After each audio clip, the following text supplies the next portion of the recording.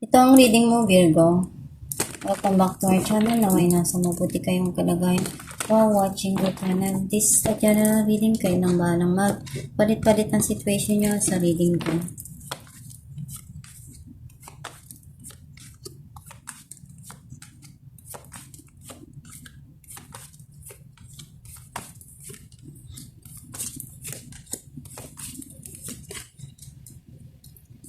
At the bottom of the deck, Nine of Pentacles. I feel like yung energy mo, nasi-sense ko na andun yung mga bagay na nagpapasaya sa'yo ngayon and you feel happy, kontento ka sa mga bagay na na-achieve mo and may mga pangarap ka pa na gusto mo pang maabot.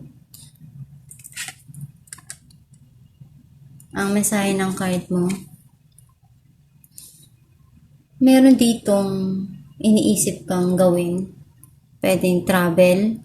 Some of you, mayroong end of cycle na nangyari sa buhay mo and may new cycle na papasok ulit. Nagja-juggle ka kung ano ba yung uunahin mo. Naguguluhan ka. Hindi ka pa makapag-desisyon right now. Merong paghihiwalay na nangyari kasi makikita mo dun sa tower na nahulog yung mga tao dahil pwedeng nagkaroon ng pagkakagulo dito. You're keeping it to yourself. At the back of your mind, may mga bagay ka dito na pinag-iisipan mo ng malalim and alam mo sa sarili mo kung ano yung mga gagawin mo pa. Natuto ka na. And alam mo sa sarili mo na yung na-experience mong yun, malaking naging impact noon sa buhay mo. Lahat ng mga pinagdaanan mong yan, para sa'yo hindi ka susuko. Mas magpapakatatag ka pa, babangon ka, dahil alam mo sa sarili mo na kaya mo. Kailangan mo lang na i-balance at habaan pa yung pasensya. Huwag magpadalos-dalos sa mga desisyon para hindi ka magkamali.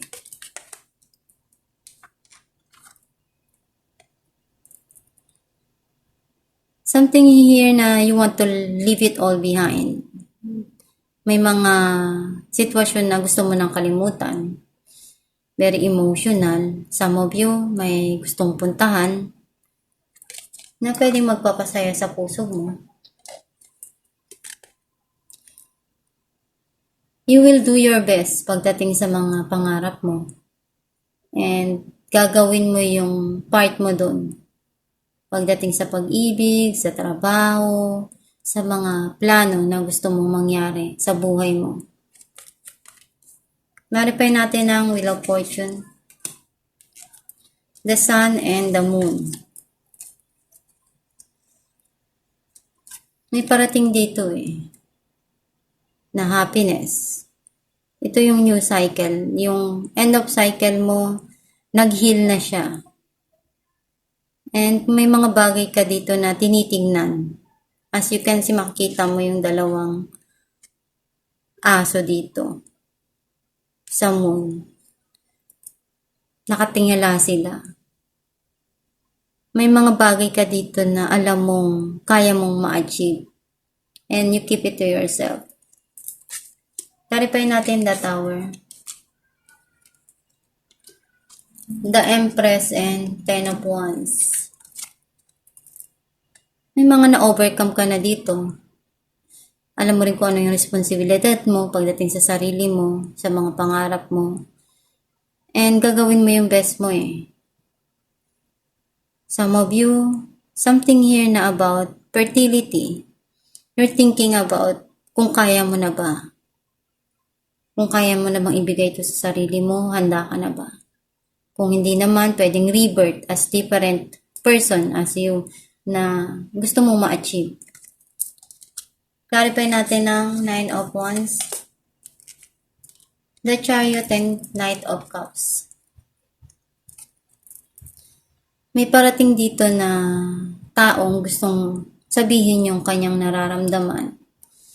ipakita kung ano ba yung pagmamahal na kaya niya towards na maibibigay sa'yo.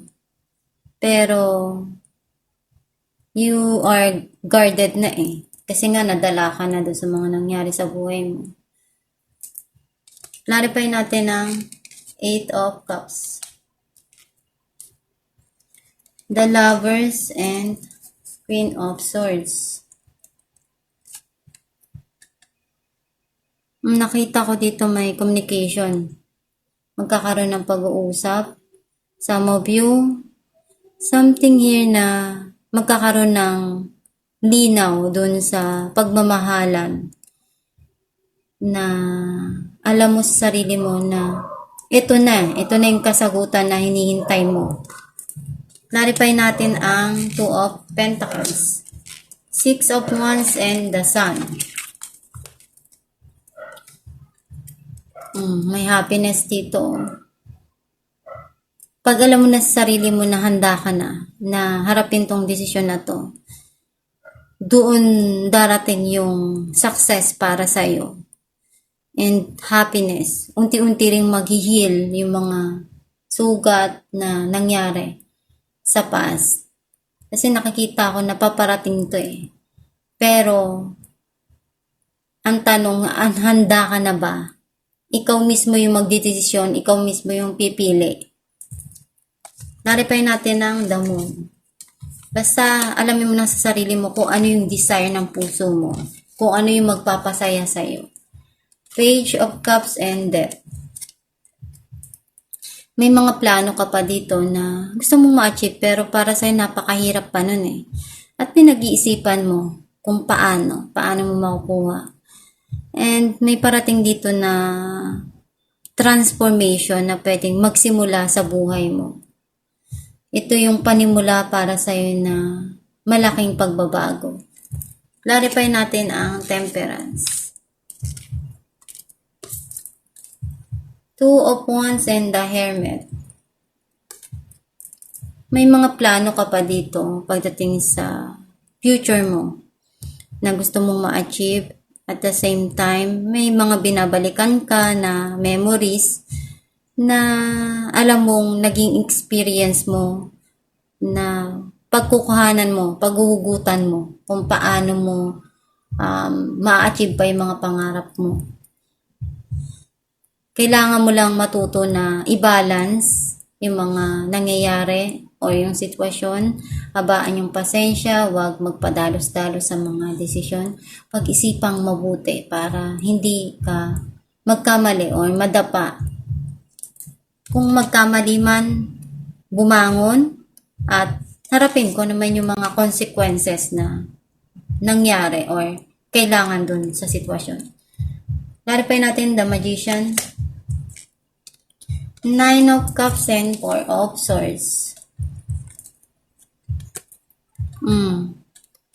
May wish ka ditong darating. And you're praying for this all the time. Ginagawa mo yung makakaya mo naman pagdating sa mga pangarap mo. Kaya ibibigay naman sa'yo kung ano yung nararapat para sa'yo. And nakikita ko na andun yung puso mo eh sa mga bagay na gusto mo makamit sa buhay mo. Alamin natin kung ano mensahe ng iyong gabay.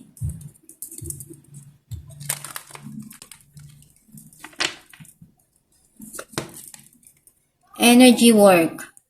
Life can be electrifying because its very essence is energy. Your body is a remarkable energy field that will positively respond to a loving treatments.